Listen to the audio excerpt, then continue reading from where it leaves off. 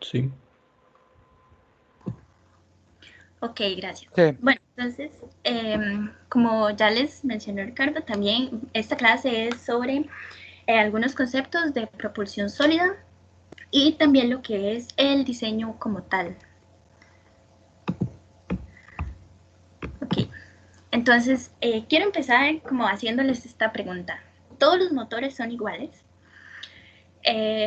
Bueno, pensaría que intuitivamente podríamos pensar que no, ¿verdad? Ya Ricardo les ha explicado que hay muchos tipos de motores, hay muchos tipos de propulsión. Sin embargo, bueno, se sabe que uno de los métodos más utilizados de propulsión es la propulsión química. Aquí en la diapositiva pueden observar tres tipos de motores con propulsión química. Tenemos un motor sólido, un motor líquido y un motor híbrido que es como parte de los dos, ¿verdad? Como pueden observar, un motor sólido es el más sencillo de todos, por decirlo de alguna manera. Si lo examinamos bien, no tiene tantos componentes como lo tendría un motor híbrido o un motor líquido.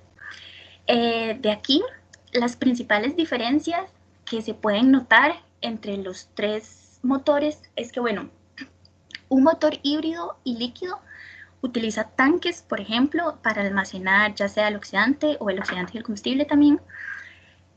Como pueden observar aquí, en el motor líquido tiene una gran cantidad de válvulas y bombas y todo un sistema de electrónica ahí detrás que activa y manipula como todo este eh, proceso de entregar propelente como tal, el oxidante, combustible. Y bueno, aquí en el híbrido podemos notar que tenemos un tanque con oxidante líquido y tenemos un motor como tal con un grano de combustible. Ahora, creo que la similitud más notoria que se puede observar entre todos es que pues todos tienen una tobera, ¿verdad? Pero si los analizamos más a fondo, diríamos que es como lo único, ¿verdad? Eh, no obstante, bueno, el motor sólido ofrece como ciertas ventajas porque son los que más se han estudiado desde que empezó todo esto de la cohetería.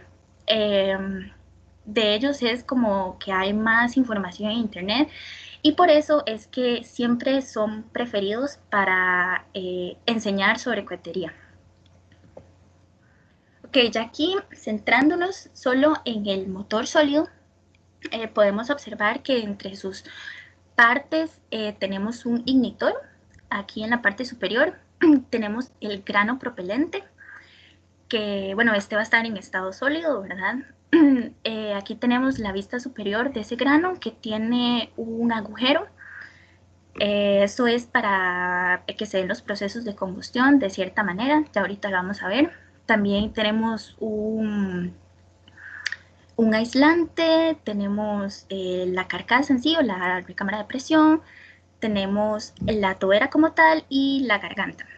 Aquí esta imagen, bueno, me gustó mucho porque uno podría pensar tal vez que los motores sólidos tienen, o sea, son como los menos increíbles, no sé, quizás sea algo que alguno de ustedes pueda pensar, pero realmente se han utilizado como en programas grandes, por ejemplo el Space Shuttle, y aquí podemos ver cómo varían los diferentes empujes que puede tener un motor sólido, desde los más simples que se podrían decir que son como los que se utilizan para fuegos artificiales, que tienen un empuje de 10 a 30 newtons, luego ya los que son como de cohetería de alta potencia, que es hacia donde vamos nosotros en TechSpace, como más encaminados, ¿verdad? Ya tenemos como el diseño de lo que ya ustedes pudieron tal vez ver en redes sociales, que es el Miravalles 1, eh, que van desde los 40 hasta los 500 kilonewtons.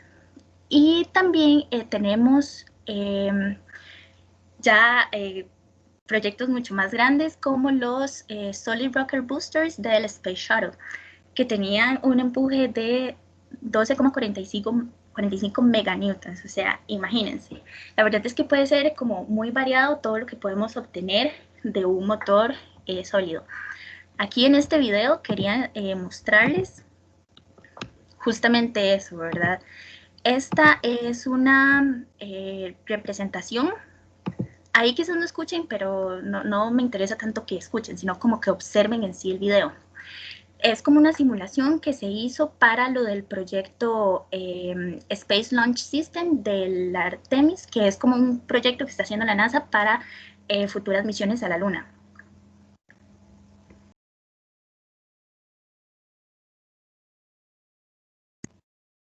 Entonces, observen como lo majestuoso que es, ¿verdad? La verdad es que, no sé, es como muy impresionante. Quiero que se imaginen como qué sería ver esto en la vida real. Y bueno, algo muy interesante tal vez es que estos boosters están como basados también en los que se utilizaron para el Space Shuttle, ¿verdad? Nada más que más optimizados. Entonces aquí como que podemos darnos una idea de todo lo que podemos obtener con la propulsión sólida.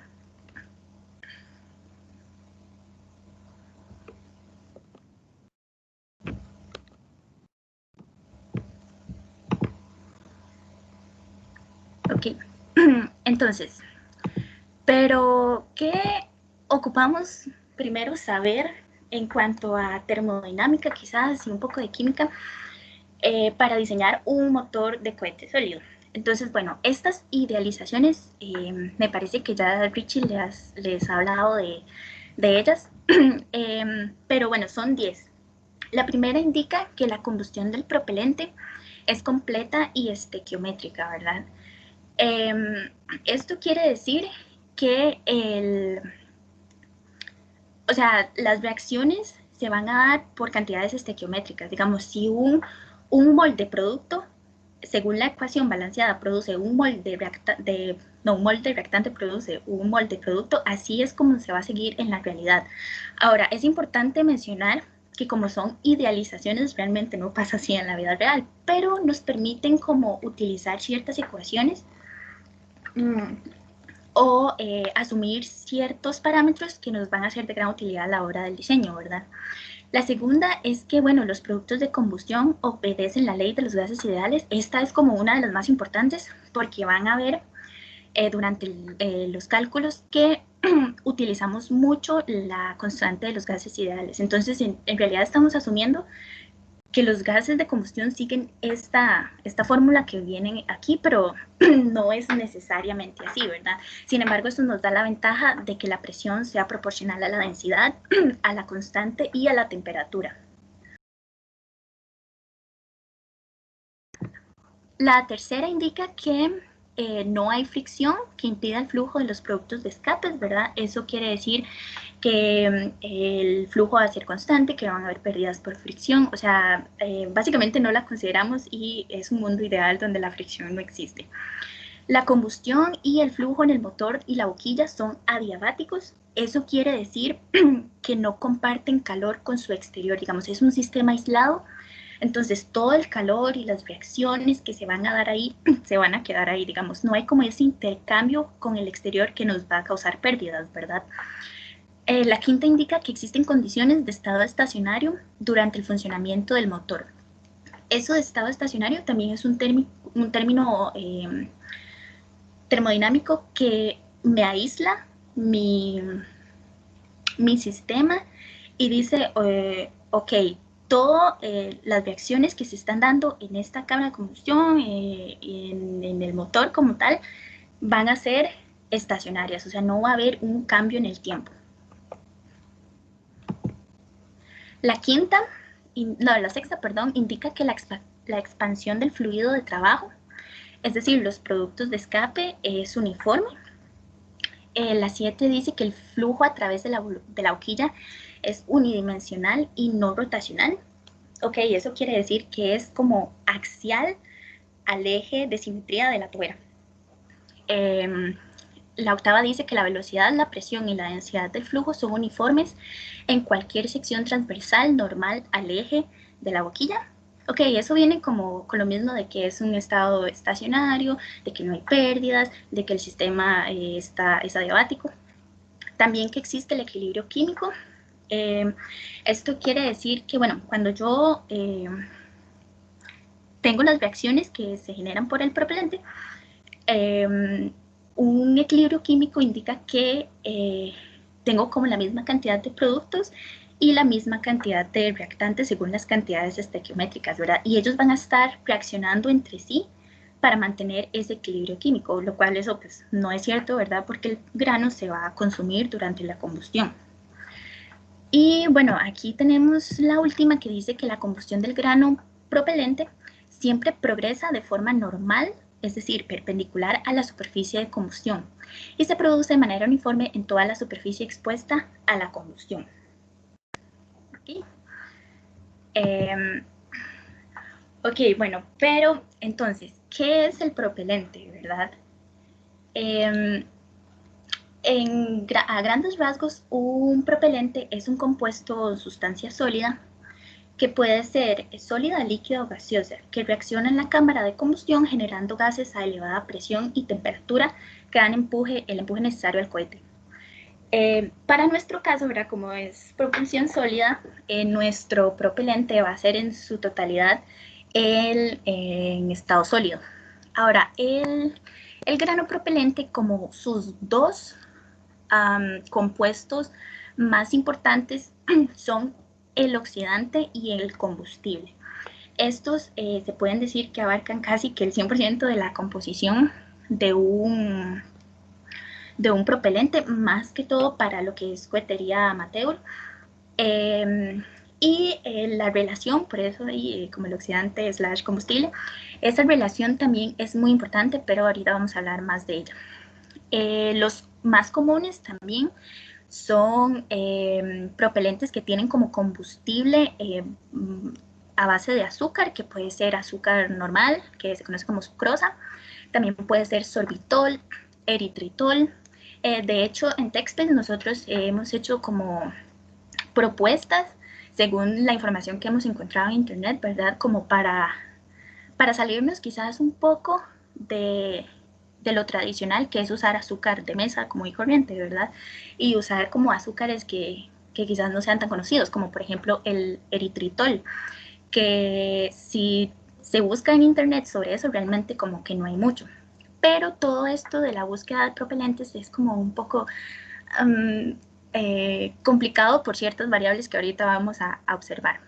Ahora, puede ser que parezca simple, ¿verdad? Oxidante combustible, pero realmente no lo es, porque la composición realmente se puede volver tan compleja como uno quiera.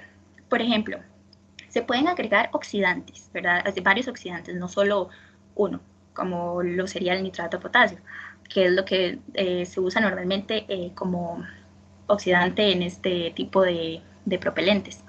También se pueden utilizar polímeros unificadores que se conocen como binders o aglutinantes, ¿verdad?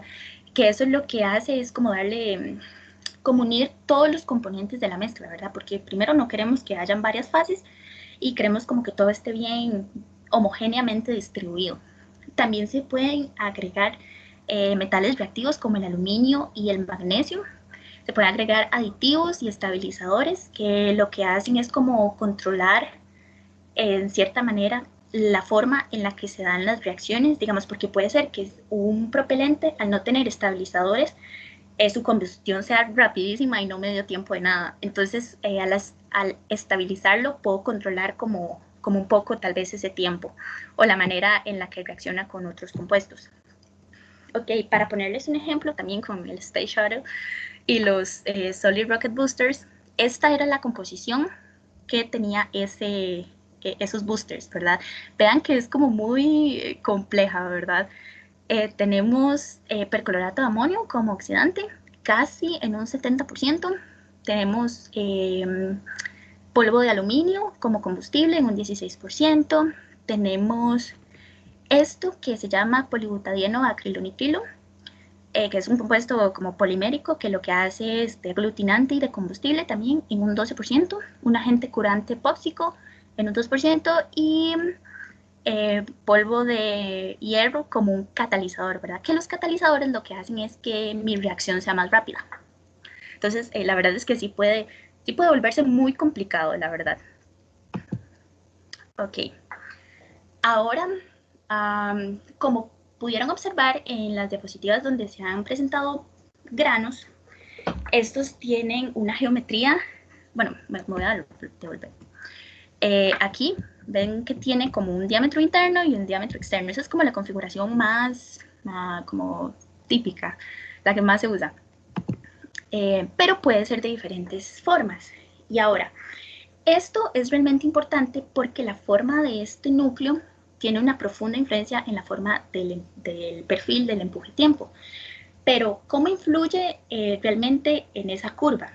Ok, el empuje y la presión de la cámara que genera un motor de cohete es proporcional al área de combustión en cualquier momento en particular.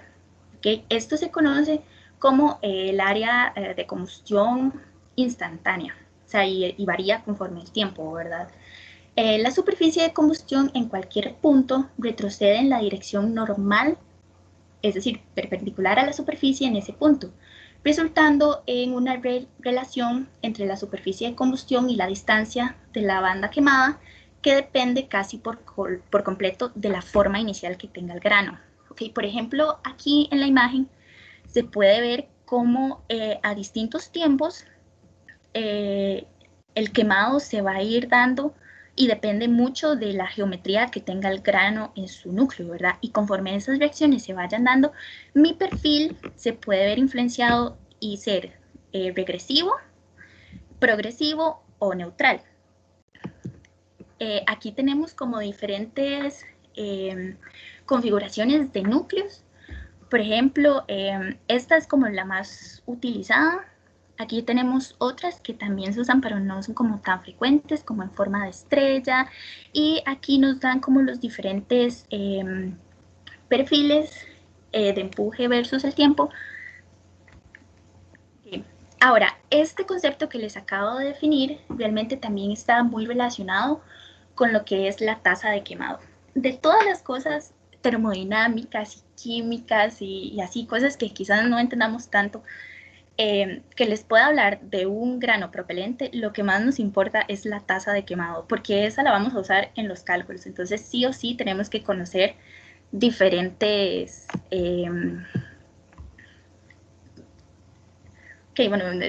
los diferentes componentes y cómo realmente funciona un grano.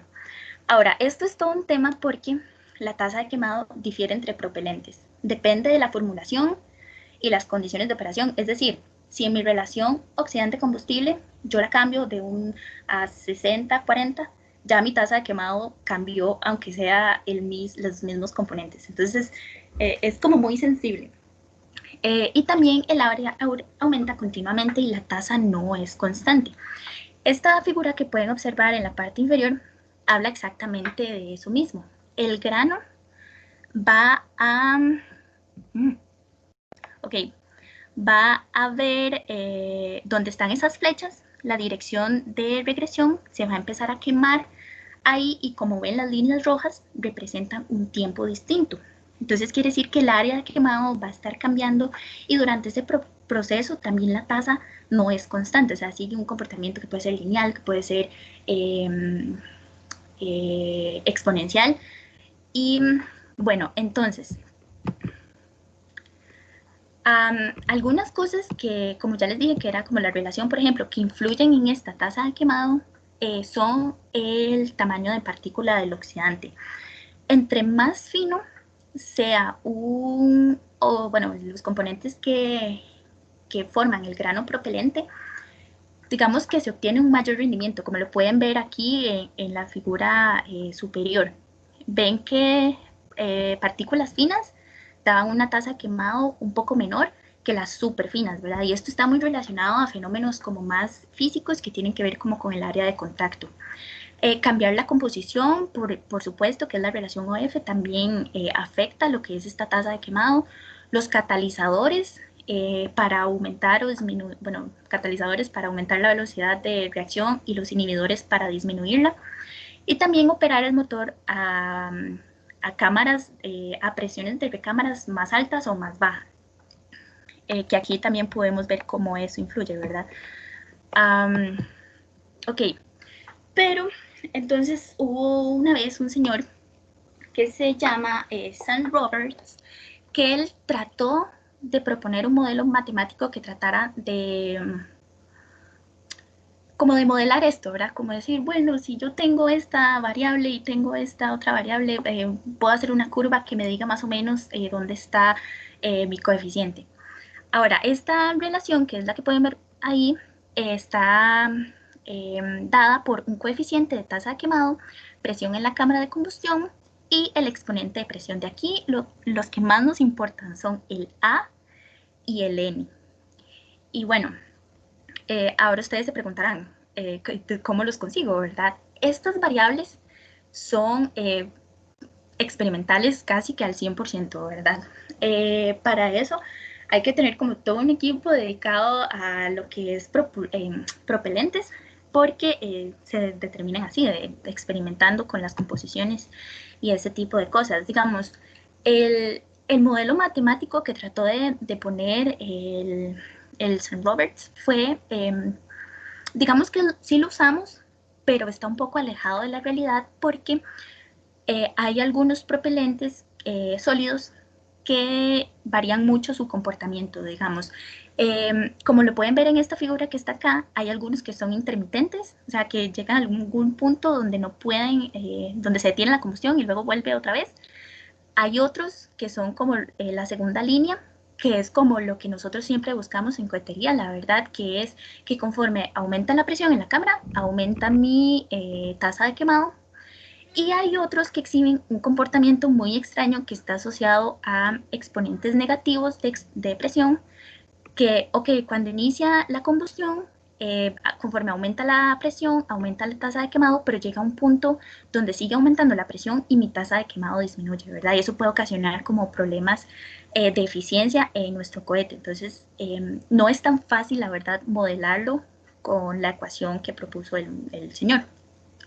Aquí también es una tabla ejemplo como para que ustedes vean lo sensible que es la tasa de quemado, porque aquí tenemos nitrato de amonio compuesto a 3 diferentes temperaturas. Entonces, modelándolas con la curva esta, vean cómo varía el N y el A.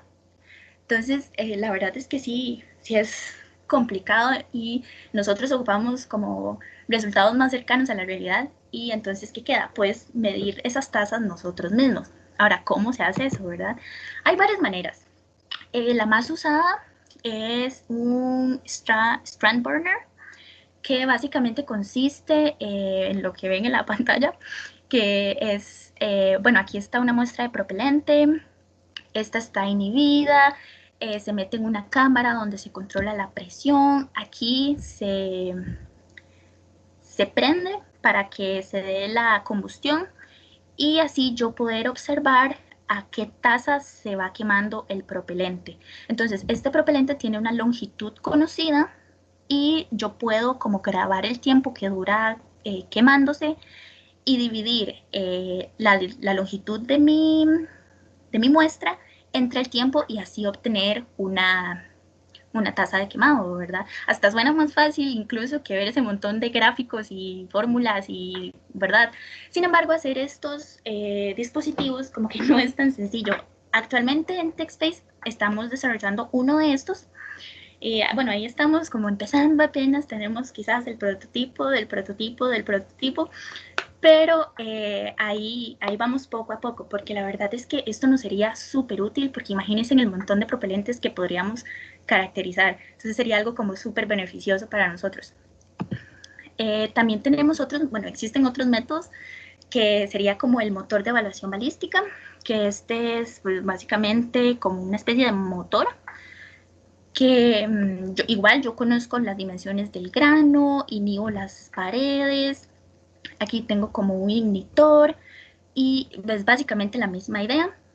Conozco la longitud, puedo grabar el tiempo y así conocer la tasa de quemado.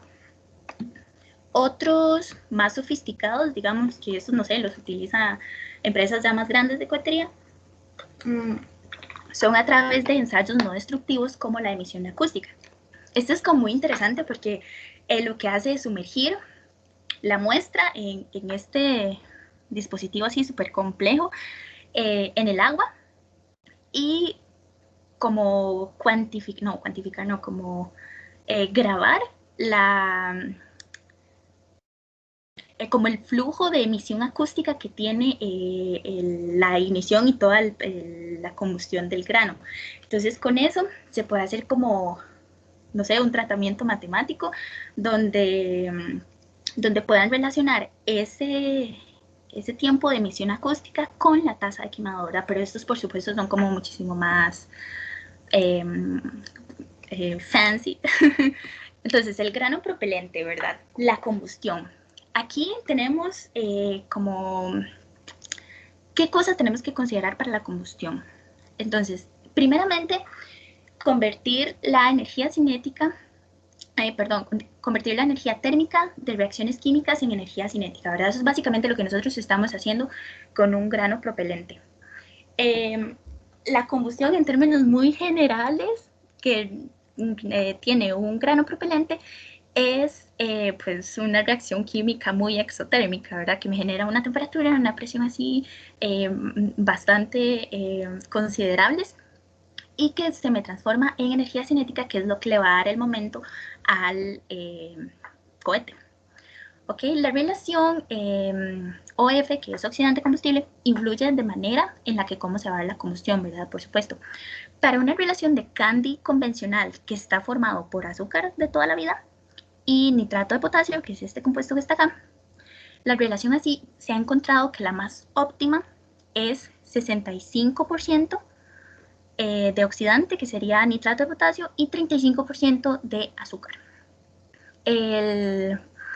Esta ecuación que ven ahí es como la ecuación ya estequiométrica, balanceada de todos los componentes, ¿verdad? Como pueden observar, la cantidad de gases de combustión pues son considerables, ¿verdad? Tenemos dióxido de carbono, monóxido de carbono, tenemos vapor de agua, hidrógeno, nitrógeno y algunos compuestos sólidos, pero en menor medida. Ahora, todo esto de la combustión que les estoy hablando tal vez sea como muy... porque son como variables como muy termodinámicas, ¿verdad? Y para determinar todo el proceso de combustión se pueden resumir como en 5 pasos, pero es como muy ligado a lo mismo, ¿verdad? Como mucha termodinámica, mucha química. Lo primero es balancear la ecuación. Después, como habíamos asumido en las idealizaciones, nuestro sistema va a estar en equilibrio químico, entonces las fracciones molares de las ecuaciones se tienen que conocer. Digamos, cuando existe el equilibrio químico, va a haber ecuaciones y semiecuaciones que van a integrar todo el sistema, entonces necesito saber esas fracciones molares.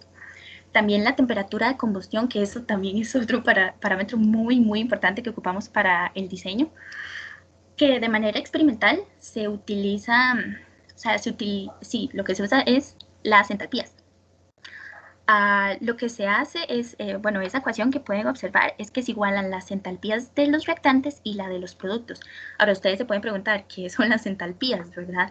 Eso es un concepto termodinámico también que lo que hace es hablarme de calor. O sea, ¿cuánto calor ocupo yo para transformar esto en esto? ¿Cuánto calor ocupo para formar esta especie? Entonces, como pueden ver, está dada HF, es la entalpía de formación, por el cambio de entalpía en el sistema, todos los reactantes y eso mismo para los productos.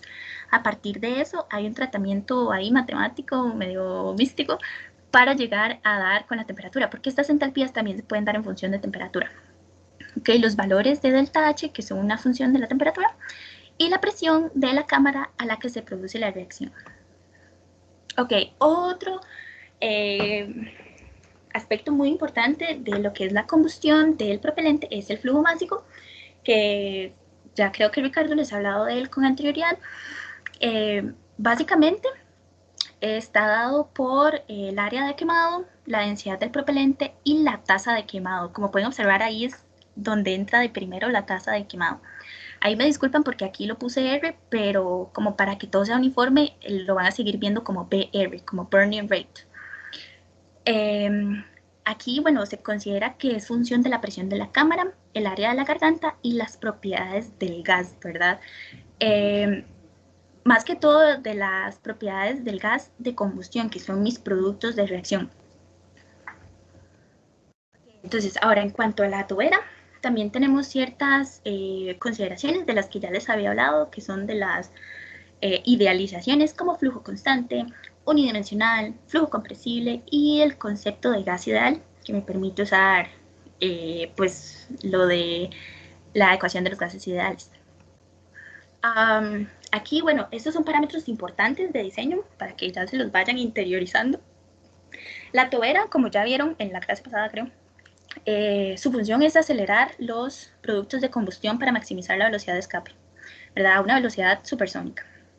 Entonces, estas son las partes, básicamente, que conforman una tobera, ¿verdad? Tenemos la parte convergente, se llama convergente porque los productos vienen acá y convergen en la garganta, y divergente porque, bueno, aquí divergen, ¿verdad? Y salen a la atmósfera.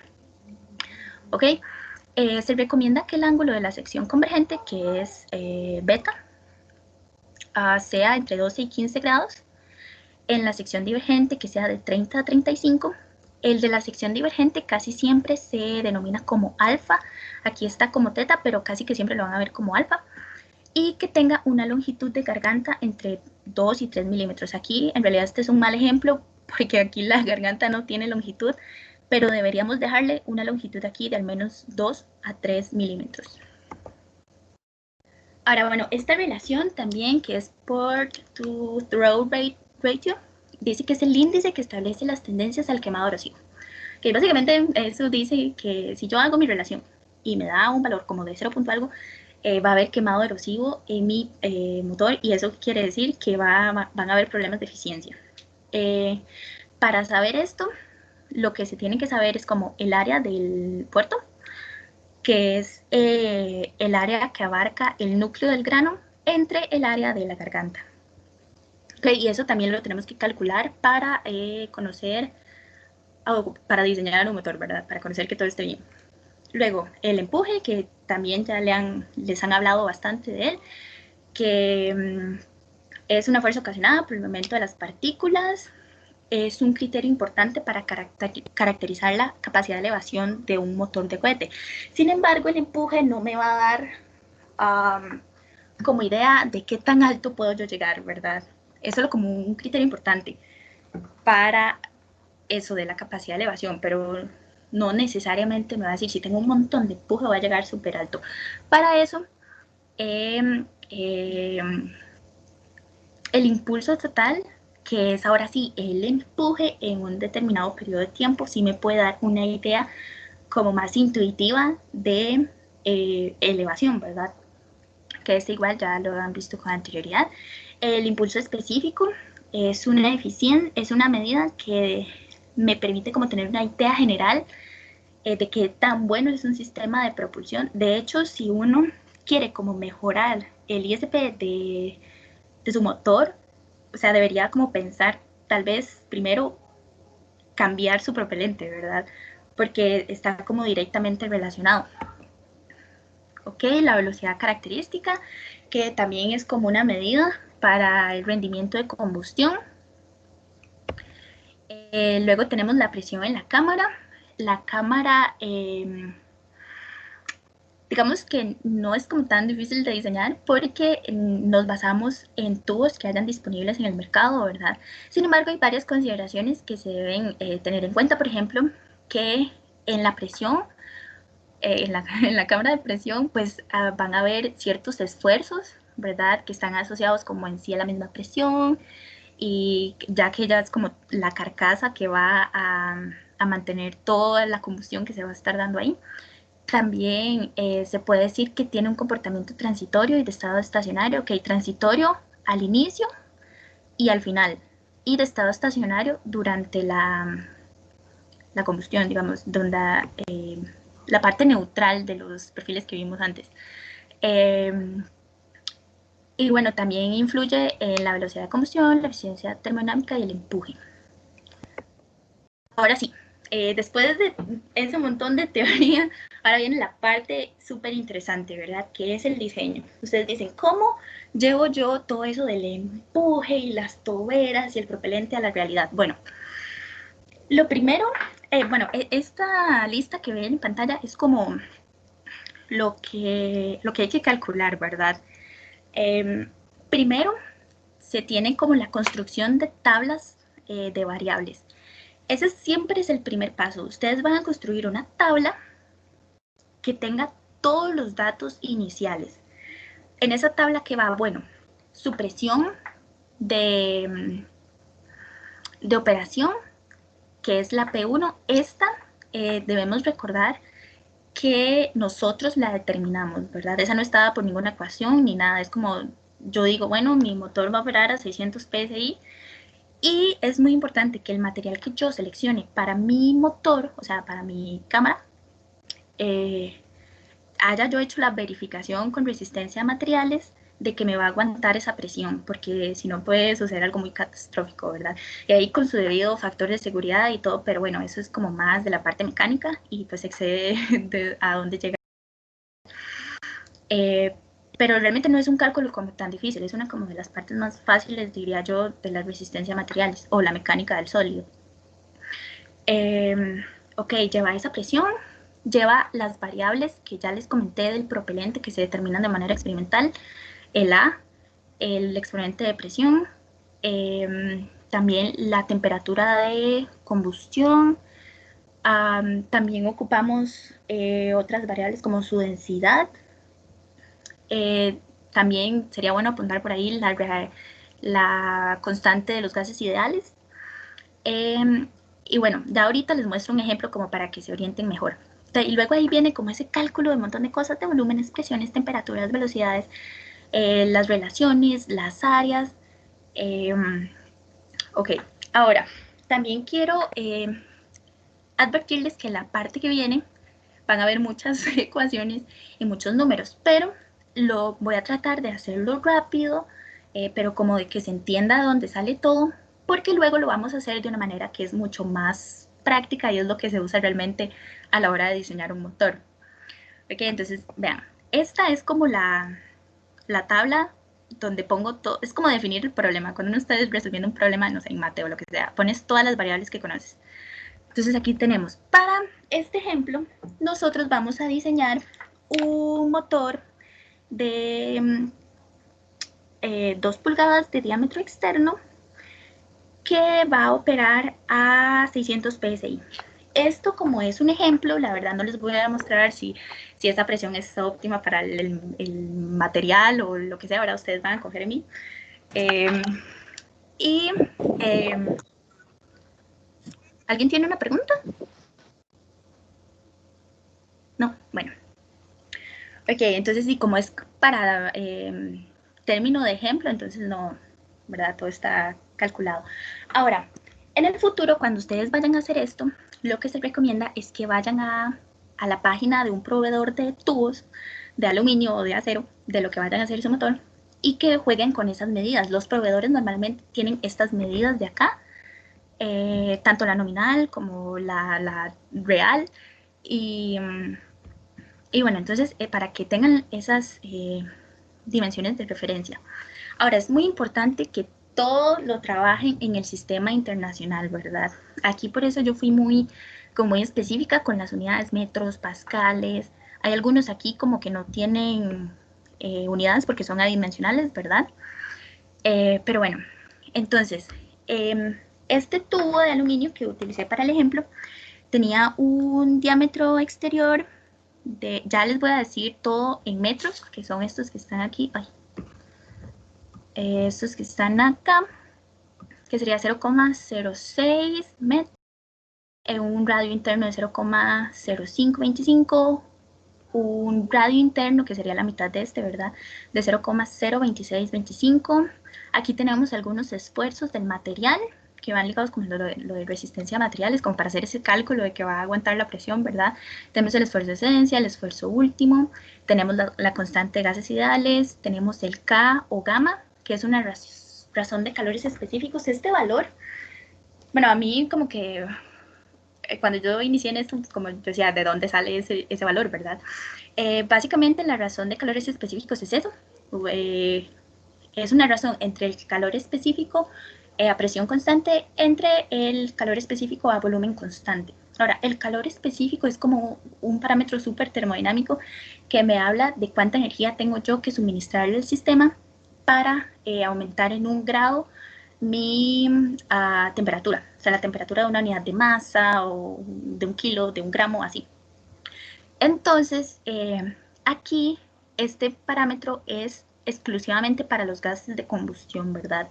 Y es un parámetro que está tabulado, entonces ustedes nada más como que tienen que ir a buscar cuáles gases están involucrados en su reacción y buscar el respectivo gamma o K. Ok, ahora A, que es la constante de la tasa quemado, el A y el N, que fue los que les conté que se utilizan que se determinan de manera experimental con ese montón de aparatos raros. Y también, bueno, la densidad del propelente, que a veces es relativamente sencillo de determinar. La presión 1, que recuerden es la que yo voy a poner en mi recámara, que en este caso les dije que era 600 psi, esos son 4.136.854 pascales. Tenemos la temperatura 1, que es la temperatura de combustión del propelente, también es un parámetro que se calcula directamente como con la parte esta de todo lo relacionado con el propelente y se determina de manera experimental. Serían 1720 Kelvin para este caso. La temperatura, no, la presión 2 sería la atmosférica, ¿verdad? Que es nuestra presión de escape. Y la velocidad del sonido. Ok, aquí es donde les digo que no se asusten, que estos tal vez sean un montón de cálculos y ecuaciones, pero va a ser rápido, digamos. Entonces, el primer paso, volúmenes específicos. Calculamos volumen de recámara, volumen de garganta, volumen de escape. Y bueno, una recomendación es que sigan este orden porque, como van a ver ahorita, lo que calculemos aquí lo vamos a necesitar luego para las presiones y luego para las temperaturas. Ahí no vamos a hacer pues todos los cálculos, ¿verdad? Pero luego ustedes, yo les recomendaría que los revisen para que sepan de dónde salga todo. Luego, las presiones, ¿verdad? Aquí ya ocupamos el V1 y el VT, que sería el volumen específico que calculamos antes, ¿verdad? Con la presión 1, que es la que conocemos. Tenemos también la presión de escape, que es la presión atmosférica. Las temperaturas, igual aquí ya todo lo he conocido, mi T1, que es la temperatura de combustión, los volúmenes específicos que ya calculamos, la temperatura de escape, ok, y todo así como progresivo. Las velocidades en la garganta, la velocidad de escape. Aquí, bueno, esta es importante porque, bueno, la velocidad sónica local se determinan con esta fórmula y vean que aquí la temperatura es la local. Entonces, la 1 corresponde a la garganta y la 2 al escape. Entonces, las temperaturas que se usan aquí son las que calculamos acá. Ok, no, mentira, acá no, acá. La temperatura de garganta y la temperatura de escape, ¿verdad? Ya no son los 1720 Kelvin que hemos usado siempre. Entonces, eso nos va a dar dos valores. Aquí el número Mach 1, que está relacionado con la garganta, nos va a dar 1 siempre. O sea, siempre, siempre. Y el Mach 2, bueno, aquí nos dio 2,77, ¿verdad? Aquí también calculamos la velocidad característica. Aquí tenemos los datos de combustión, ¿verdad? Bueno, aquí es donde entra la tan importante tasa de quemado, ¿verdad? Como pueden observar, para el candy convencional, que no, creo que no les dije que ese es el propelente que estamos usando para este ejemplo, ¿verdad? Que es 65-35, 65 nitrato de potasio, 35 azúcar. Todos estos valores de la LN, la temperatura de combustión, todo eso está como ya muy estudiado, entonces son datos fáciles de encontrar en internet. Aquí, bueno, esta es como la única excepción donde usamos PSI y lo vamos a multiplicar por este valor como de corrección, digamos, para que nos dé metros sobre segundo. Okay, el resto de veces vamos a utilizar unidades del SI. Ok, bueno, nuestra tasa de quemado, súper importante, ¿verdad? El área de quemado, Aquí, como pueden ver, hay dos ecuaciones, y esto es porque, bueno, el área de quemado, como pueden ver en la figura, realmente como que no es constante, en realidad ya cambia en función del tiempo conforme se va consumiendo el grano propelente, ¿verdad? Como lo pueden observar aquí en esta imagen. En un tiempo 1, pues está el grano entero, en un tiempo 2 se ha reducido tanto de aquí arriba como de aquí abajo, como en el centro, es como lo indican las flechas. Igual para un tiempo 3 y para un tiempo 4. Entonces, como esa área es dinámica, lo que nosotros hacemos con la hoja que ahorita les vamos a enseñar es como una simulación para hacer un promedio del área de quemado, que es este valor que está aquí. Entonces no se asusten, ya les muestro de dónde viene ese valor, ¿está bien? Ahora, el tiempo de quemado, que es, utilizamos el radio exterior por menos el radio interior entre la tasa de quemado. Estos son datos del grano propelente, ¿verdad? El radio del propelente, el exterior y el interior. Y el flujo másico del que les había hablado antes, que utiliza esa misma área de quemado que está arriba, con la densidad del propelente y otra vez la tasa de quemado. Ya ven por qué ella es tan importante. Ok, el empuje teórico, ¿verdad? Lo podemos calcular. El impulso total teórico, el impulso específico teórico, las áreas de garganta, de escape. Ahora sí, después de que ya usted tiene su diseño ahí, todo bien, usted dice, ¿cómo lo hago, verdad? ¿Cómo voy a manufacturar eso? Entonces aquí hay que calcular como ciertos valores, y cuando ustedes estén haciendo como el diseño en Solid para tener un plano de construcción o algo así, o en Fusion o lo que usen para modelar, yo les recomiendo que tengan como una imagen de guía como esta de referencia, porque no sé, siento que es más fácil, al menos a mí me sirve bastante. Entonces, por ejemplo, el radio de garganta, pues es este radiecito que representa aquí la garganta, ¿verdad? El radio de escape es este radio de escape de abajo. La longitud de la sección divergente es toda esta L que está acá, denotada con este LTN. ¿Ok? Si ven, estas longitudes realmente se sacan como con trigonometría básica, no es como nada muy místico, ¿verdad? Después, la altura de la región convergente, que es eliminar, o sea, restar, perdón, el radio del grano, digamos, aquí inicial, menos el radio de la garganta, y eso me va a dar aquí como este pedazo para saber cuánto es la altura, y ahí, bueno, aquí puedo saber cuál es la altura de la región convergente, que luego ese dato lo necesito para sacar la longitud de la región convergente. O sea, si, no sé, si a ustedes les gusta mucho la matemática, pueden ver como de dónde vienen estas ecuaciones. La verdad, yo lo hice, no sé, como para saber, y es trigonometría básica, de verdad.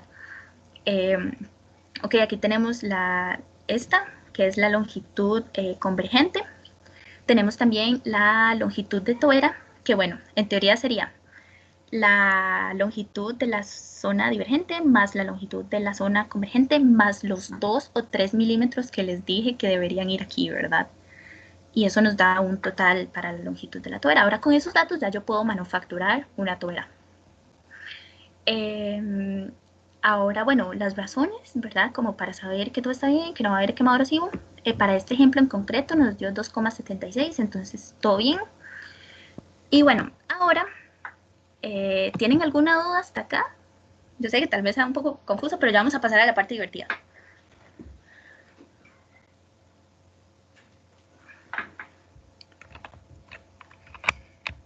Nada más denme un momento para pasarme al Excel.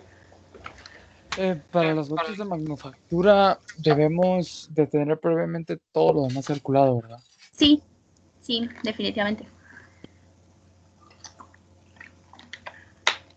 Ok, ya ahorita vamos a ver qué sigue después de que usted tiene los datos esos de todo listo, de cómo se va a manufacturar el motor. Ok, voy a compartir pantalla. Un momento.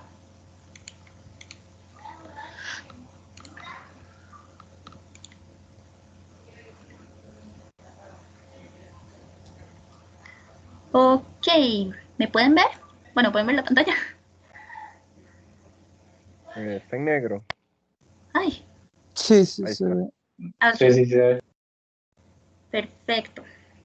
Ok, va, quiero que vean.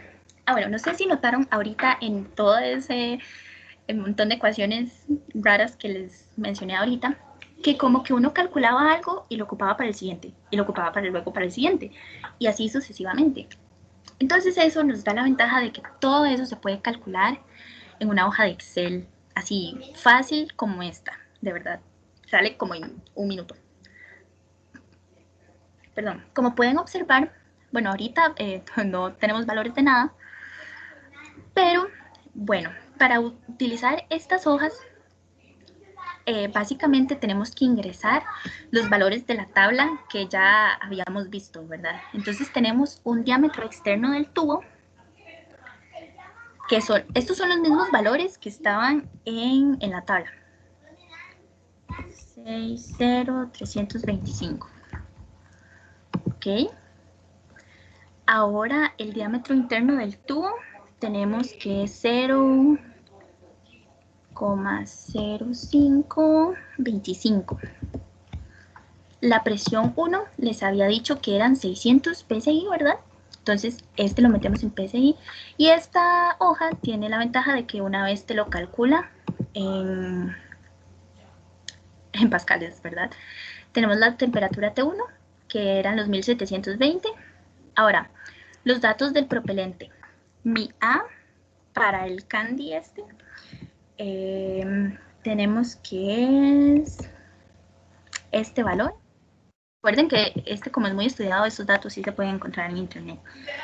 Luego el exponente de presión, que es 0,319, la densidad del propelente, que es 1776,25. Aquí tenemos la razón de calores específicos, que en caso de ser otro propelente, este valor cambia, ¿verdad? La constante de los gases ideales.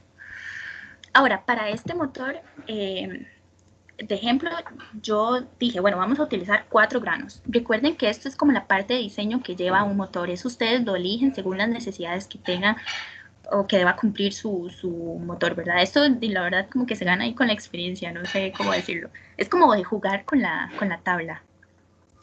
El radio interno, yo decidí que fuera de 9 milímetros.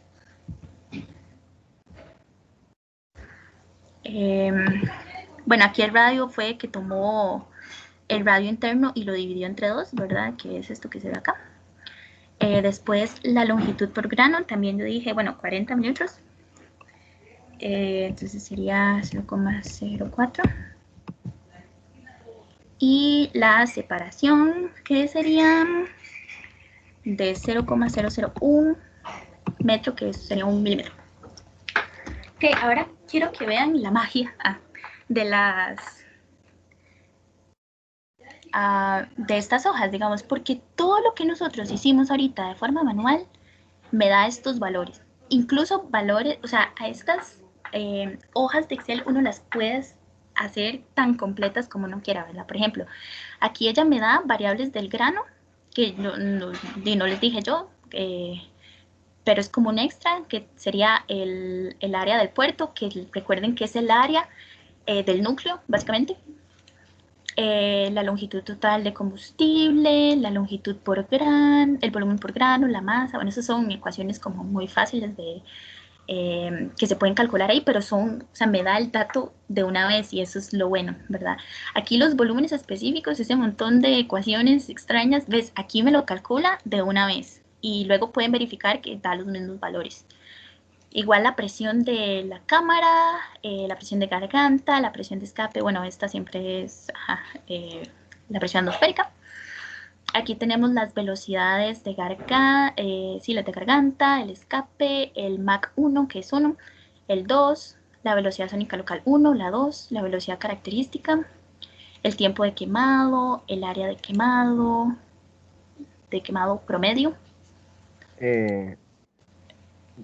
¿Sí? Esa hoja, disculpen, la podrían pasar ahora en Teams. Sí, con eso, bueno, ahí lo acabo de poner en un mensaje. Lo voy a hablar al final, pero bueno, ustedes les va a tocar hacer una hoja así para el proyecto final. Ok. Entonces, si escogen propulsión, digamos, bueno, ahorita hablamos de eso para no quitar el... Aquí, pero bueno, entonces como lo pueden observar acá, todo, o sea, la tabla te da de una vez todo, incluso te da otras cosas así como el empuje máximo, el empuje promedio, y bueno, aquí están como todas las ecuaciones que utilizamos de referencia. También está aquí un esquema por si es más fácil. También tenemos lo que son las áreas, los radios. Aquí tenemos, bueno, aquí ingresamos los grados, ¿verdad? Aquí en este caso eran 30 y 15. La longitud que eran los 3 milímetros que les conté ahora.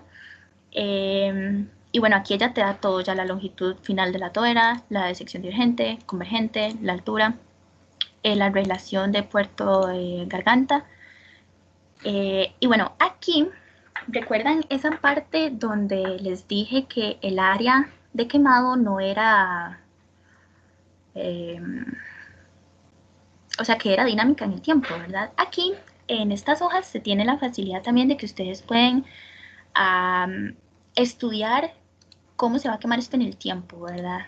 Entonces pueden dividir su tiempo de quemado, que a nosotros nos dio 1,33 aproximadamente, en intervalos así, no sé, aquí está dividido, por ejemplo, en 22, ¿verdad? Desde el tiempo cero hasta el tiempo final.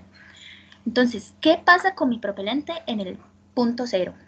Entonces, aquí tengo un radio interno, tengo una longitud instantánea, que bueno, la longitud es la inicial porque estamos en el tiempo cero, ¿verdad?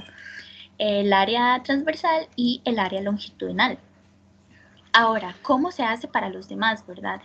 Para este punto ya deberíamos conocer la tasa de quemado, ¿verdad? Entonces realmente no es tan difícil, porque por ejemplo, a este tiempo, que es 0,06 segundos después de que se da la ignición, ¿verdad? Mi radio tuvo que aumentar, ¿verdad? Mi radio interno, porque mi propelente se va a empezar a consumir. Entonces, ¿cómo lo hago? A mi radio inicial, que eran 9 milímetros, que eran 9 milímetros, tengo que sumarle la tasa de quemado multiplicada por ese tiempo. O sea, recuerden que la tasa de quemado me dice como lo que se está quemando en un tiempo, ¿verdad? Entonces, si yo lo multiplico por ese tiempo, puedo saber cuánto propelente se ha quemado. Entonces, al sumarle eso, me da lo que sería el radio en ese punto. Entonces, la longitud instantánea es exactamente lo mismo. Según aquel dibujo que les enseñé en esa diapositiva, recuerden que el grano se iba a hacer más cortito y más cortito y más cortito. ¿Ok? Entonces es básicamente lo mismo. Agarro mi longitud inicial, que eran los 40 milímetros, que están acá. Le resto 2 veces lo que sería la multiplicación de la tasa de quemado por ese tiempo en concreto. ¿Ok? ¿Y por qué 2 veces? Porque el quemado se da tanto por arriba como por abajo, ¿verdad? Ahora, el área transversal, pues sería nada más hacer la operación de cuánto es el área transversal en ese momento, ¿verdad? Con la fórmula normal como para un cilindro hueco. Entonces, el área longitudinal, aquí lo que me dice es una condición de que si es cero no lo calcule, y si que no es cero, entonces que utilice la fórmula de pi por el radio instantáneo por la longitud, ¿verdad? Para saber cuánto es esa área longitudinal. Y aquí se suman. Bueno, y aquí noten que el área transversal está también multiplicada por 2 porque también se da por los dos lados. ¿Ok? Luego, esto se puede ser tan grande como uno quiera, ¿verdad? Y al final a esto se le puede sacar un promedio, que es este valor que está acá. Y de ahí es donde viene el valor que utilizamos para los cálculos. ¿Ok? ¿Alguna duda hasta aquí?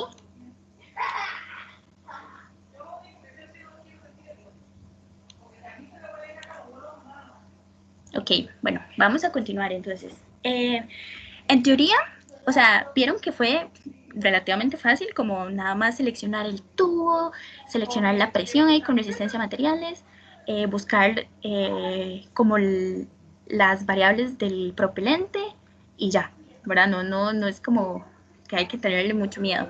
Lo importante aquí es como asegurarse de hacerlo lo más eficiente posible, ¿verdad? Y bueno, también como mejorar la hoja. Esta hoja es muy, muy sencilla, digamos. Hay hojas que han sido como mucho más elaboradas, que te dicen así como peligro de explosión, todo está bajo control y así, pero bueno, eso se puede ir trabajando poco a poco, ¿verdad? Ustedes no van a tener que hacer algo así como tan sofisticado, ¿verdad? Es algo como así básico para que se den una idea, ¿ok? Entonces, voy a dejar de compartir pantalla, ¿ok? Y voy a volver a la presentación. Espero que no se les esté haciendo súper cansada la clase, pero ya casi vamos a terminar, así que tranquilos. Que me avisen.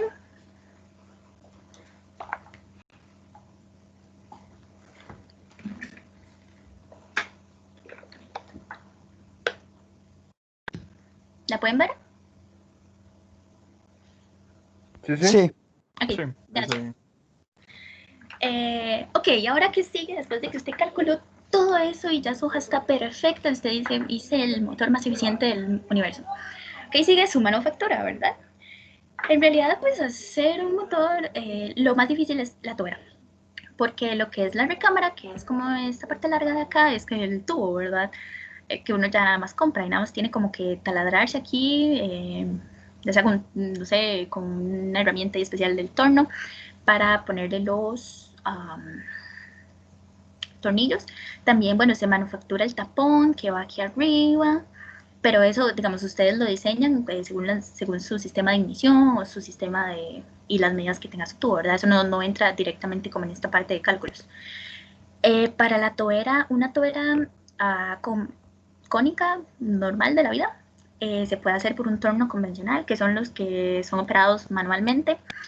Una tobera parabólica, que ya sí su geometría es como más compleja, se necesita un torno CNC, que es como computarizado, ¿verdad? Y bueno, para los agujeros y todo eso, nada más alguna herramienta para taladrado. Ahora, el propelente. A mí, bueno, en lo personal, para mí es la parte más divertida. Hacer el grano propelente, la verdad. Recuerden que aquí estamos usando candy normal. Y bueno, entonces, ¿qué ocupamos? La materia prima, ¿verdad? Y su pulverización en caso de ser necesario. Por ejemplo, nosotros en TechSpace no molemos el azúcar, o sea, la usamos así. Y el nitrato de potasio que compramos ya viene como bastante fino, entonces nada más los mezclamos. O sea, vean que esta composición de grano propelente es como lo más sencillo que hay en la vida y realmente estos componentes, al menos en Costa Rica, sí se pueden conseguir muy fácil, ¿verdad? El siguiente paso, hacer la relación OF, ¿verdad? Ya es estándar, 65 oxidante, 35 combustible. Entonces, para eso nosotros usamos una relación a 100, entonces ponemos 65 gramos de nitrato de potasio y 35 gramos de azúcar. Pero eso puede que para un solo grano sea mucho, entonces pueden usar como una equivalencia, ¿verdad? Eso es como personal, pero sí es muy importante como medirlo y que las relaciones estén muy bien. Preparación de la mezcla. disculpa. Sí. Cuando dice a un solo grano, o por ejemplo en la tabla 4 granos, se Ajá. refiere por ejemplo, a la forma de estrellita que vimos anteriormente. Se refiere más bien como la cantidad de granos propelentes. Voy a salirme un momento. Bueno, voy a adelantarme más bien. Como esto, ¿ves? Aquí tenemos 4 gramos. Es eso. Lo que se refiere más que todo a la parte del centro es el núcleo. O sea, cada grano propelente tiene un núcleo, pero su geometría puede variar, ¿verdad? Cuando yo me refiero al grano, es a cada una de estas secciones de propelente, que se dice que es una configuración de Bates, así se puede encontrar como en la literatura. Ok, entonces, o sea, bien en un tubo, o sea, independientemente del largo que sea, yo puedo tener un solo grano o cortarlo en varias secciones, ¿verdad? Ajá, pero digamos, lo que se recomienda siempre es la configuración de Bates porque me permite hacer, se me permite una combustión como más eficiente, como, no sé, de hecho, a la hora de que usted ensambla todo su motor, digamos, como el del ejemplo que eran 4, uno Ujú. los tiene que inhibir aquí, digamos, les pone un separador como de cartón o de, no sé, algo así, que recuerdan que en los cálculos era de 1 milímetro, o sea, es algo muy, muy delgadito, o sea, es nada más como que lo separa, Ah, ok, es como ok. para hacerlo más eficiente. Ajá, Gracias. con gusto. Ok, bueno, entonces íbamos en la preparación de la mezcla, ¿verdad? Una vez que usted ya tiene sus proporciones y bien mezcladas, ¿verdad? Pone eso a la plantilla y lo tiene que mover y mover. Se recomienda como el uso de estas espatulitas de silicón y mezclarlo y mezclarlo. La verdad es que hacer esto es muy entretenido, pero sí hay que tener mucho cuidado porque el cambio, o sea, hay como una línea muy delgada entre que quede bien el candy y que se caramelice, ¿verdad? Porque como es azúcar, la idea con esto, hay un punto donde se alcanza una consistencia que uno dice, ya, ahí es. Pero bueno, eso se desarrolla cuando ya, si tienen la oportunidad alguna vez de hacer candy. Eh, lo ideal también es que el grano quede lo más blanco posible, ¿verdad? Porque entre más café quede, quiere decir que el azúcar más se caramelizó. Y eso no lo queremos porque ya vamos a tener otros productos en nuestro, o bueno, otros reactantes en nuestra composición del grano. Entonces la idea es ahí mezclarlo, mezclarlo y hasta que se tenga una consistencia ahí específica, sigue el siguiente proceso, que es el casting o el moldeo, digamos como tal. Aquí, wow, esto ha sido todo un tema también, por lo menos para nosotros en TechSpace, porque no, a la hora de que uno fabrica granos, lo ideal es que todos se hagan bajo las mismas condiciones, ¿verdad? Lo que nos dice siempre a cada rato que los experimentos tienen que darse bajo condiciones de repetibilidad. Eso pues aplica para esto también, ¿verdad? Porque si no, unos granos nos van a salir diferentes y eso nos va a afectar un montón el rendimiento que tenga nuestro motor. Entonces, lo ideal es que uno tenga un molde estándar y decir, ok, lo vamos a hacer siempre de la misma manera, se va a verter en este molde, se va a dejar tanto tiempo enfriando y así todo como muy controlado. Nosotros estamos apenas trabajando en ese proceso como para hacer la fabricación de granos como más homogénea, más integrada, que todos nos queden igual. Pero entonces lo que se recomienda es tener un molde, ¿verdad? La configuración que nosotros utilizamos es la del grano con un núcleo cilíndrico, ¿verdad? Que es como la más sencilla. Eh, pero no crean, hacer ese núcleo es una parte muy importante del molde. Entonces, sí sería bueno que antes de empezar a hacer propelente, se diseñe un molde, ¿sí? Para que todo sea como más fácil. Entonces, durante el proceso de casting, debe ser rápido, ¿ok? Eso es importante, ¿verdad? Porque el grano se pone duro y luego ya no hay nada que lo quite de ahí. Se requiere un molde y una prensa para compactar. La parte de la prensa también es muy importante, o sea, la mezcla tiene que compactarse para eliminar todo el aire posible de la composición, porque también eso nos va a afectar el rendimiento. Digamos, si queda mucho aire atrapado, nos va a quedar una estructura porosa y, o sea, no va a ser nada eficiente ese combustible, o sea, en sí el propelente. Eh, el molde debe lubricarse. Bueno, esto en caso de ser un molde metálico, ¿verdad? Lo que se busca es que haya la menor adherencia posible. Entonces lo que se puede hacer es utilizar un lubricante así como para que no se pegue la interfaz del candy con el molde metálico. También se puede como pulir para disminuir su rugosidad y así como desfavorecer lo que es la adherencia. Pero también hay que como controlar eso de que no se pegue el candy y que sea muy difícil de desmoldar. Y tampoco hay como que golpearlo así para desmoldearlo porque eso lo va a dañar. Entonces hay que darse un molde así que ojalá sea desmoldable, así que se abra. Y bueno, todavía estamos en eso nosotros acá. Eh, Ajá, digamos, cuando uno está haciendo la preparación, digamos, sí, del azúcar, ajá. uno más o menos es al puro ojo, ya, digamos, ver que ya está en ese punto. La verdad es que sí, nosotros lo hacemos así como al puro ojo, como que O sea, es que hacerlo ya es como otro tema, ¿verdad? Pero, o sea, no es como que nosotros controlamos la temperatura y así como cuando ya alcance esta temperatura, la verdad es que no, porque es que es muy difícil, digamos, y más como quizás con el equipo que contamos ahora y así. Pero entonces ahí con la práctica ya uno puede ir como agarrando, como decir, este es el punto. Ah, ok. Okay. Eh, ok, bueno, y también es preferible desmoldar cuando ya esté completamente a temperatura ambiente. O sea, si puede ser unas horas después, mejor, porque así ya uno se asegura de que no va a estar caliente y que eso va a favorecer el desmoldeo. Ahora, consideraciones a la hora de hacer candy.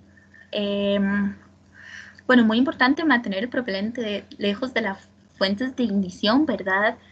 Jamás hacerlo en un taller que estén, no sé, soldando o haciendo, no sé, cortando cosas y que hayan chispas presentes, o sea, no. Así lejos de fuentes de calor, de equipo que esté caliente o algo así, ¿verdad? Todos los combustibles sólidos, más estos como los amateur, ¿sí? Como todos los que les dije que eran a base de azúcar, son súper higroscópicos, de verdad, es que todos, es como lo que tienen en común todos. Esto quiere decir que absorben demasiada humedad. Y eso es algo malo, porque si o sea, imagínense, si mi propelente está húmedo, no me va a servir, ¿verdad? Entonces, lo ideal sería como fabricarlo el mismo día que se va a hacer el lanzamiento, ojalá, o almacenarlo quizás como en silica gel o en cosas así, en un lugar muy seco. Se recomienda, bueno, el uso de guantes y gabacha, y también desechar cualquier sobrante no utilizado de lo que, porque queda mucho residuo, digamos, en la espátula queda mucho residuo, o sea, a veces se cae y se solidifica, entonces todo eso hay que disolverlo en agua caliente y desecharlo, así como para evitar como que vaya a ocasionar un desastre, ¿verdad? Y bueno, esto sería todo lo referente a, bueno, muy por encima a propulsión sólida. ¿Preguntas?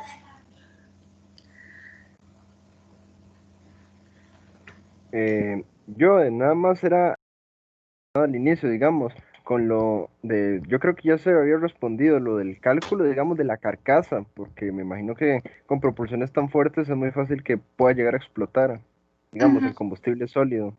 ujú. Sí, Y bueno, sí.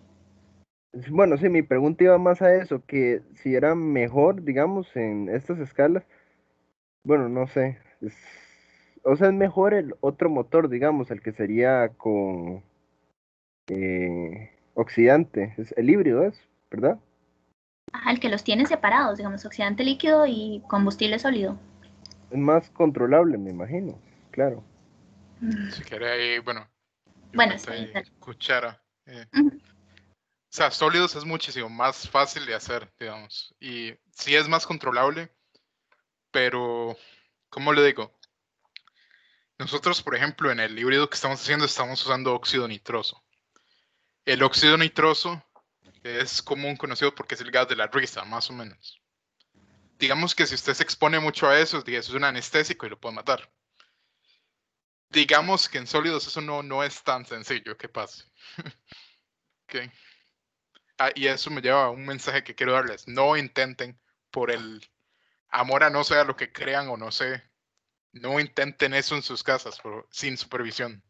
O sea, nosotros normalmente cuando los ponemos a diseñar granos y eso hacemos, o sea, nuestro propio taller, bueno, en el TEC, y todo bajo supervisión, porque, o sea, yo he insistido, a mí no, y por ahí vi varias respuestas de la tarea, a mí no me interesa la elevación, no me interesa, no.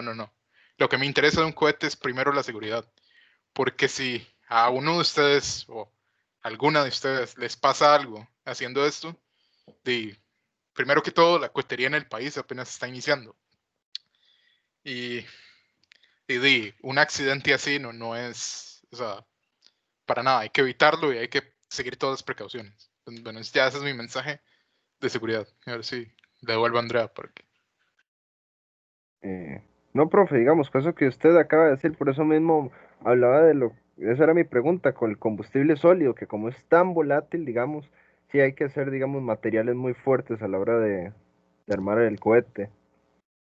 Sí, sí, digamos, esa es la parte de resistencia que no tocamos en el curso porque se toca más bueno, en la universidad uno lleva estos cursos de resistencia, digamos, pero sí, o sea, hay toda una consideración a la presión máxima que puede soportar un motor, pero bueno, le dejo a Andrea para que... Sí, digamos, esa parte, como dice Ricardo, se estudia con lo que es resistencia a materiales o mecánica del sólido. Ahí ya uno toma en consideración como esfuerzos, digamos, la resistencia como tal que tiene el material.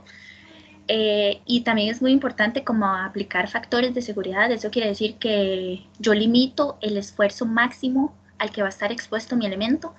Entonces, eso me da como un rango ahí de seguridad, ¿verdad? Para trabajar y como para asegurar de que no pase nada malo, digamos. Antes, cuando empezaron con estos conceptos de factor de seguridad, pues los ingenieros hacían máquinas muy robustas, o sea, esto aplica como para todo, ¿verdad? Pero y utilizaban factores de seguridad de 10 y así, pero digamos, un factor de seguridad de 3 me reduce el esfuerzo máximo 3 veces. Entonces, de ahí eso me da como un parámetro de seguridad para determinar la presión máxima de trabajo y aún yo sé que estoy 3 veces por debajo no sé, del esfuerzo de excedencia, que es donde el material se me va a empezar a deformar, o el de ruptura, peor, ¿verdad? Que es donde ya me va a fallar por completo. Entonces, sí, esa parte no se abarca acá, pero se estudia en la universidad. Ok, gracias. Creo que hay una pregunta en el chat, bueno, que es un Candy, o sea, si puede alcanzar una altura de kilómetros o metros, o solo metros, pues depende del diseño de su cohete, digamos. Miravalles usa Candy y está proyectado más o menos a alcanzar el kilómetro, pero sí es de los propelentes más ineficientes, digamos. Yo hablé aquí no se tocó tanto las clasificaciones, pero lo habían visto la clase pasada, digamos. Yo creo que el límite físico para en Candy realmente debe estar como entre más o menos un K, un L, por lo menos en las condiciones actuales, sin aditivos puro. O sea, según la clasificación de impulso total que vimos la clase pasada. Ahí Josué Manuel tiene la mano levantada. ¿Tienes una pregunta?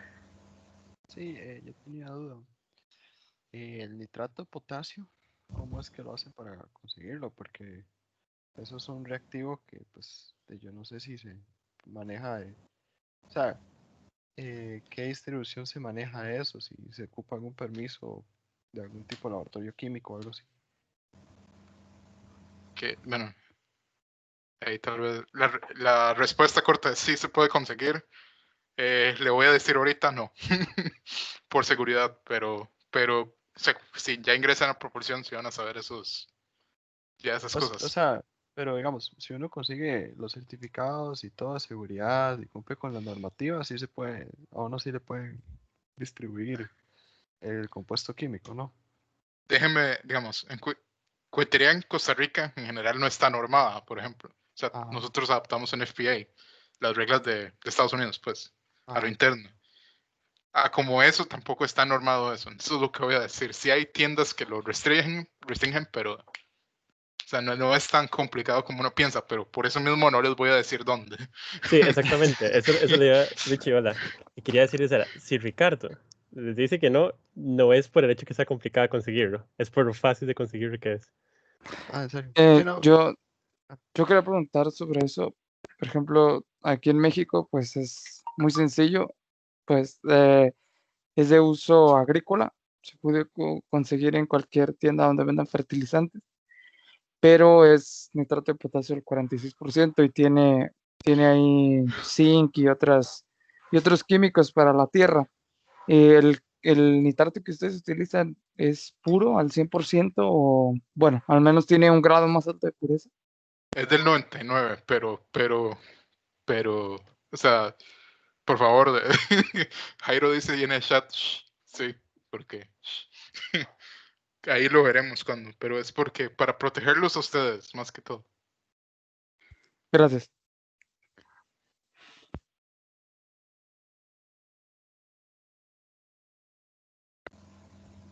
Ok, ¿alguien más tiene una pregunta? Una consulta. Ahora que José Ricardo mencionó que para el híbrido de ellos están trabajando con óxido nitroso, ¿cuál fue la razón de la escogencia del óxido nitroso?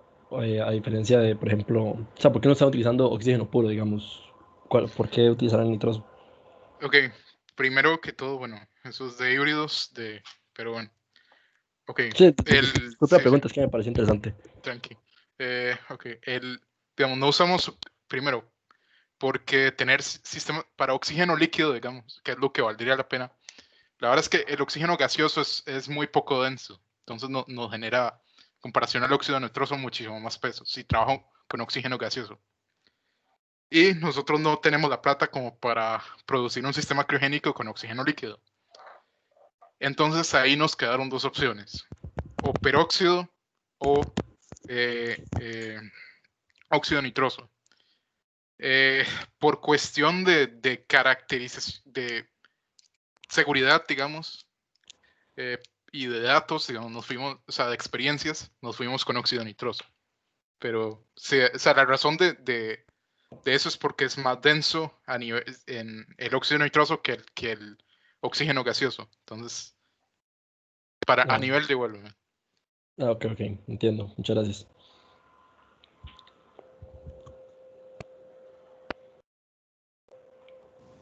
Ok, ¿alguien más? Bueno, yo tengo una duda con las hojas de Excel que mencionaron que iban para el trabajo final. Y la preguntaba más que todo cómo lo vamos a hacer, porque no, o sea, ¿cómo lo digo? Uno no se lo sabe así por arte de magia, entonces no sé cómo vamos a hacer para hacer esas hojas. Ok, sobre eso, bueno, ya les puse en un PDF. Nosotros tenemos como una guía para hacer eso paso a paso.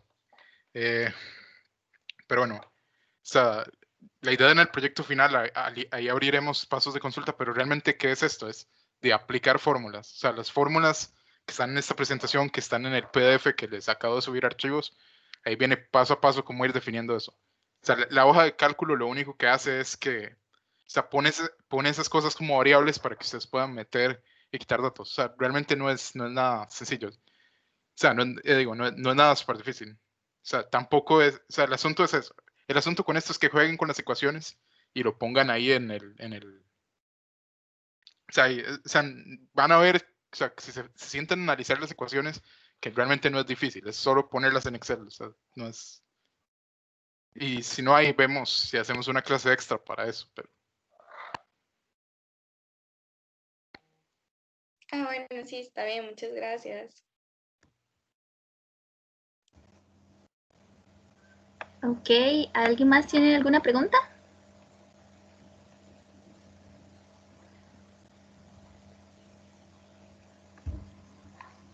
Bueno, yo creo entonces que hasta acá. Muchas gracias por venir entonces. Espero que les haya gustado mucho la clase. Hacer esto es realmente muy, muy chiva. Yo sé que quizás ahorita se puedan ver como abrumados, así como, ¿qué son esas hojas de Excel, verdad? Pero realmente no es como nada muy complicado. Conforme ustedes vayan adquiriendo otros conocimientos, van a poder ver cómo algunas cosas convergen aquí en Cotería. Y pues espero que les haya gustado. Muchísimas gracias. Gracias, profe. Bueno, y tal vez dejarles que la próxima clase tenemos una. Esta fue muy buena, pero tenemos una muy especial con el ingeniero Esteban Jiménez, que va a presentar, bueno, trajo una tesis, creo que lo he dicho, de diseño de motores líquidos. Él les va a dar una clase de la experiencia de él con la tesis y generalidades de propulsión líquida. Ok, muchas gracias. Sí, no se la pierdan, va a estar increíble. Muchas Nos vemos gracias. entonces. Hasta Muchas luego. gracias. Perdón, creo que hay una mano levantada por ahí. No sé si- Creo que es de la vez pasada que preguntaron. A ver. Sí, de Ok. Josué, ¿verdad? ¿Ya no tienes más dudas? Ah, no, no. Ok, muchas gracias.